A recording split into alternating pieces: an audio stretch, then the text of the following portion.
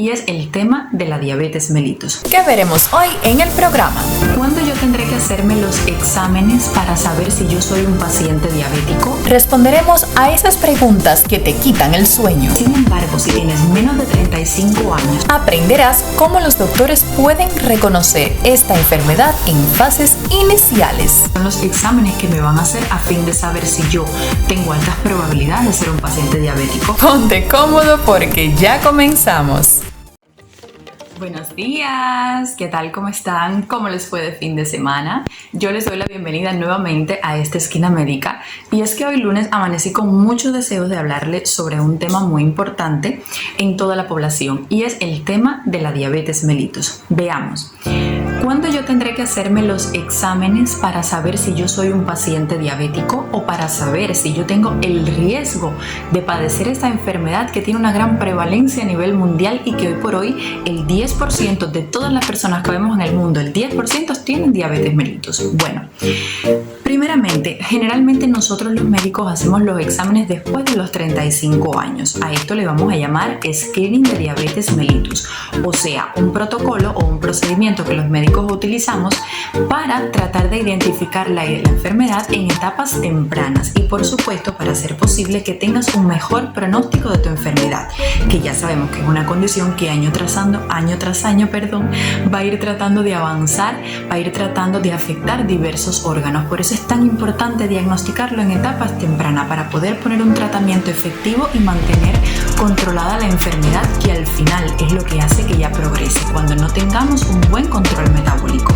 Y ya sabemos que muchísimos pacientes al inicio de la enfermedad no tienen síntomas. Esa es la razón por la cual nosotros diagnosticamos la enfermedad ya cuando está un poco avanzada. Entonces, en aras de evitar esto, vamos a aprender hoy a qué edad tenemos que hacernos los exámenes para detectar de forma más temprana esta patología. Así que comenzamos. Si eres un paciente que tiene más de 35, pues sí, hay que hacerse el primer examen. Sin embargo, si tienes menos de 35 años, pero eres un paciente sobrepeso o un paciente obeso y que además de esto tiene un familiar en primer grado que padece de la enfermedad, supongamos tu mamá o tu papá es diabético o desgraciadamente era una persona diabética, aquí hay que hacerte el screening antes de los 35 años porque tu riesgo en tu información genética y en tu biotipo, que ya estás obeso, es mucho mayor que la población general.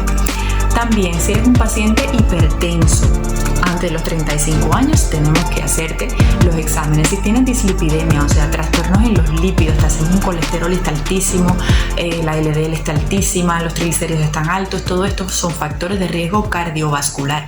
O si ya tienes una enfermedad cardiovascular establecida, por supuesto que tenemos que hacerte el screening de la diabetes mellitus muchísimo antes de los 35 años. Entonces, ¿quién más?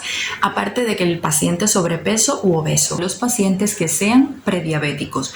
Es lógico pensar que si yo tengo un paciente con cifras anormales de glucemia, me va a desarrollar posteriormente el año siguiente o el próximo una diabetes mellitus. Por tanto, son pacientes que nosotros le damos un seguimiento realmente estrecho. Entonces, ahora me dirás, bueno, ¿y cuáles son los exámenes que me van a hacer a fin de saber si yo tengo altas probabilidades de ser un paciente diabético? Bueno, básicamente utilizamos tres. En primer lugar, la glicemia basal, esa que te haces en ayunas. Por la mañana te sacamos sangre y vemos cómo están tus niveles de glucemia en ese momento del día.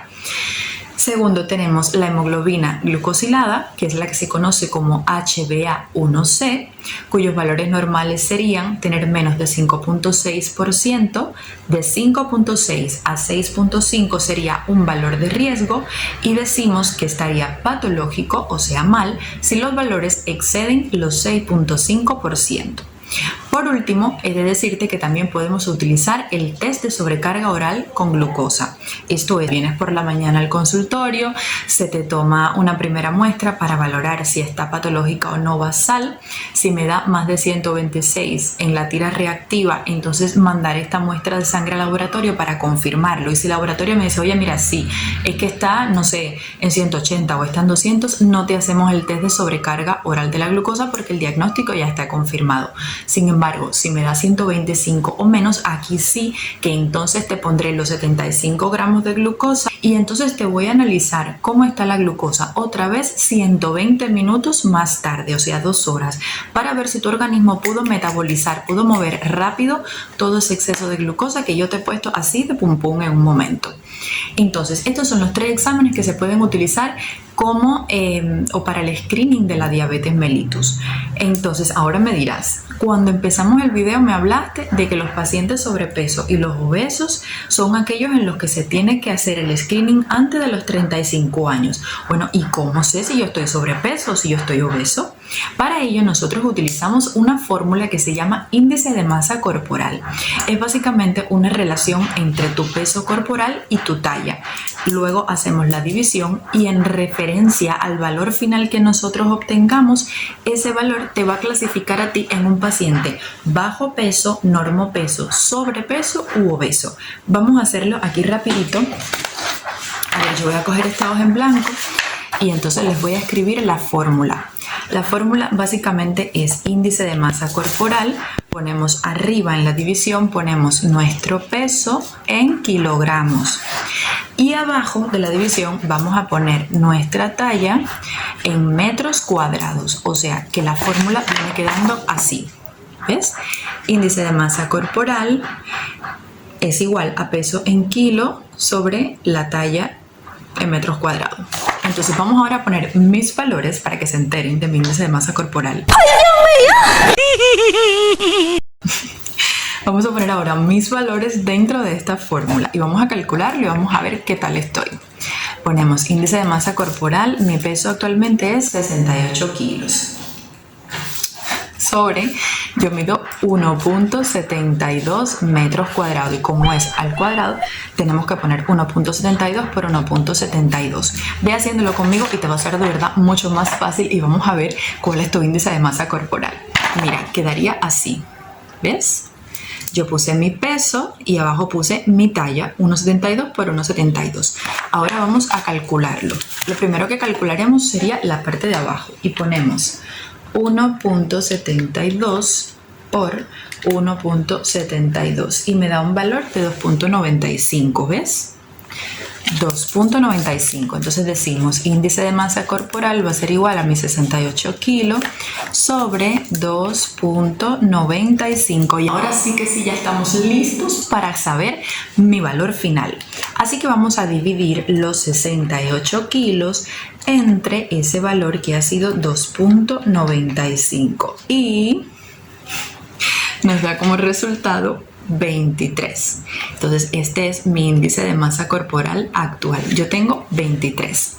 Vamos a ponerlo acá abajo. Si ya calculaste el tuyo, preparados porque ahora les voy a decir la escala que te va a permitir saber si eres un paciente normopeso o sobrepeso u obeso. Nos ha quedado este resultado. Bien, si tienes entre los 18 y 24.9 eres una paciente o un paciente normopeso. Está todo bien. Si tienes entre los 25 y los 29.9 eres sobrepeso.